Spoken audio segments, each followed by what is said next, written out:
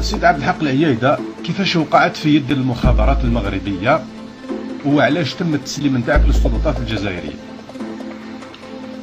أنا أخي أولا ما وقعتش في يد المخابرات المغربية. يعني أنا المخابرات المغربية نضحك عليها، حتى الملك نتاعهم نضحك عليه، ولكن خيانة القصر الملكي خونة، المغاربة خونة. وإني أتعجب اليوم من رئيس الجمهورية أو وزير الخارجية أو الوزير الأول، يعني راهم يدوروا باش تكون الاتحاد المغاربي. أنا نرفض باش يكون الاتحاد المغاربي، وإذا كان الاتحاد المغاربي أرادوا يقيموه نكشف كل الأسرار اللي عندي، حتى وإن اقتضى الأمر توقع حرب بين الجزائر والمغرب توقع على روحها. أنا لم يلقى علي القبض، والدليل عن ذلك كان عندي تقريبا 100 شخص يمشوا معايا بالسلاح في المغرب، من بينهم إخوة من الأفغان، من بينهم كان حمد الزاوي موجود تم، ابن عباسي إقبال موجود تم، كلهم كانوا موجودين. بعض قيادات الجبهة الإسلامية للإنقاذ كانت موجودة ثم، من بينهم قاسم طاجوري عليه رحمة الله. أنا يا استدعاني القصر الملكي من طرف آخر، كانوا عندنا 4 إخوة محكومين داخل السجن، اتصلوا بيا. الطريقة اللي اتصلوا بيا كانت طريقة موثوقة في أول الأمر. لحقت أنا حتى وين وصلت للقصر الملكي للرباط في سالة، كانوا عاطين لي قصر صغير في سالة، داروا بينا، يعني حتى وين أرادوا باش نلحقوا معهم نولوا شبه عملاء. أنا رفضت. لما لحق الخبر للمخابرات الجزائرية وفضوا خالد نزار، وخالد نزار هو يذكر الأمر في المذكرة نتاعو، لا داعي باش نعاود يعني كل التفاصيل، ولكن هو يقول باللي العيايدة ساوب لي حسن تاني باش يعطيني العيايدة من الصحراء الغربية، ما قبلش، فإذا به سلموه لنا. كيفاش سلموني أنا؟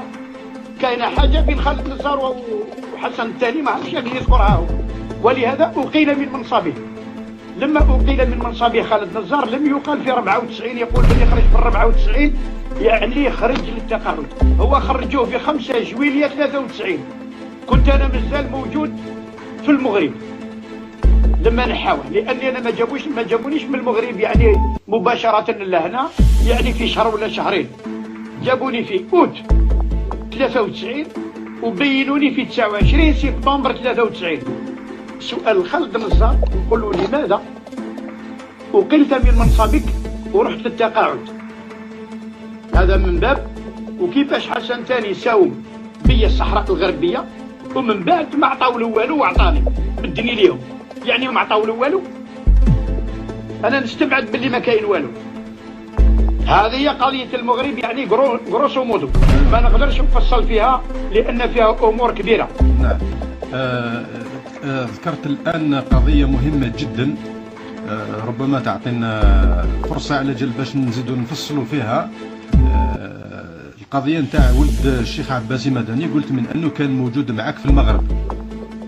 كان موجود في المغرب، نعم. كان موجود مع الجماعة، هو كان من الناس اللي بايعوك. أنا عمي كان مبايع، كانت عندي مرسيدس 190 تاعو بيضة، زيد نعطيك حتى اللون. أيوة. كنت نمشي بها في المغرب. والقيادات هذو نتاع الجبهة الإسلامية اللي كانوا موجودين ثم، وكانوا مفوضين من طرف ربح كبير. القيادات اللي كانوا موجودين في الخارج، ربح كبير، انور هدام، كامل كلهم لا ما كانوش ثم، ولكن الجماعه كاين بعض قيادات الجبهه الاسلاميه للانقاذ كانوا موجودين في المغرب معانا، وكانوا يباتوا معانا وياكلوا معانا. منهم البعض ما كانش يبات معانا، كانوا يباتوا في واحد النزل غالي الثمن. ووقع اخذ ورد بيناتنا على جال الامور هذه، على جال المصاريف اللي كانوا يصرفوا فيها. القصر اللي قلت عليه، قلت من انه كنتم موجودين في المغرب، كنتم موجودين في قصر.